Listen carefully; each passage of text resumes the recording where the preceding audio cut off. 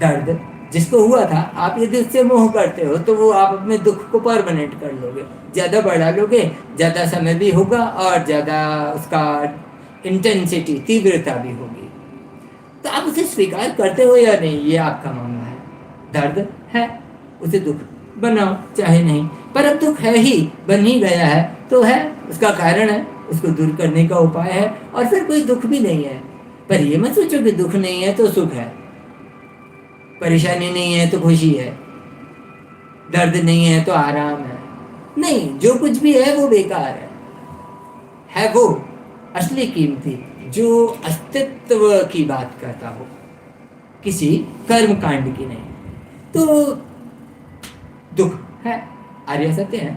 यदि उनसे दूर होना है तो मोह से दूर हो, मोह से दूर होना है तो अष्टांग मार्ग का इस्तेमाल करो, चीज़ों को बैलेंस पर लाओ।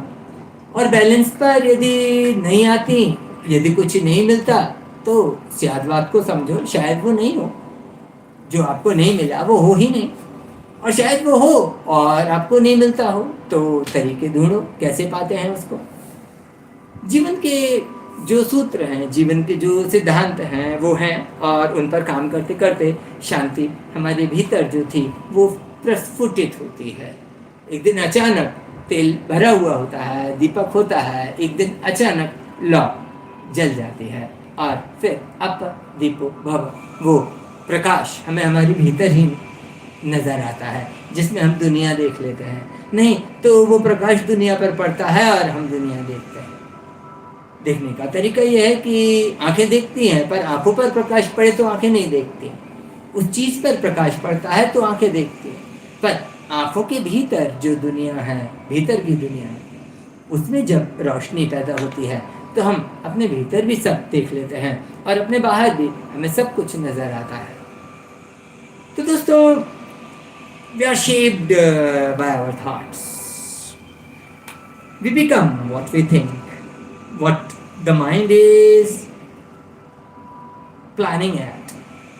When life is joy, when life is happiness, things become ecstatic themselves.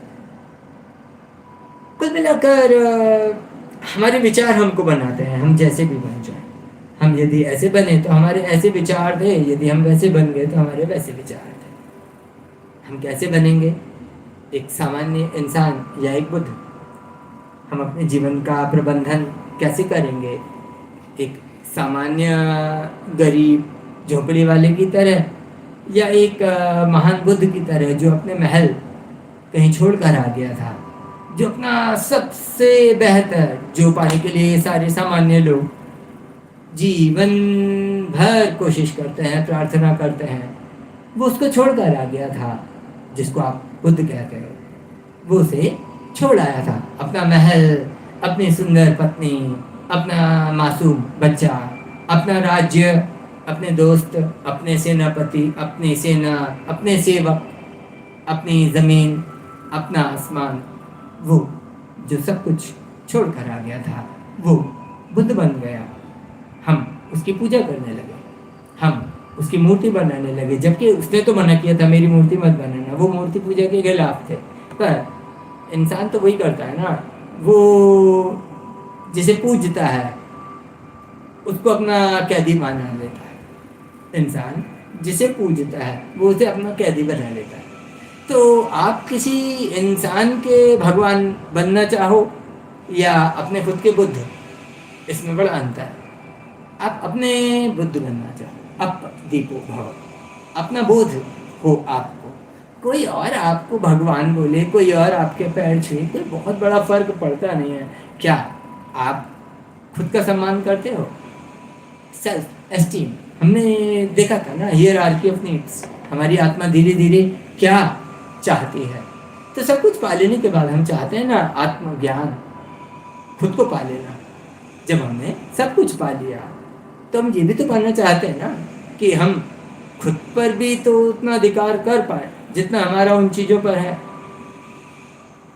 वो चैनल जब चाहे चालू होता है, वो बिजली जब चाहे चालू होती है और बंद हो जाती है, पर हमारा मन,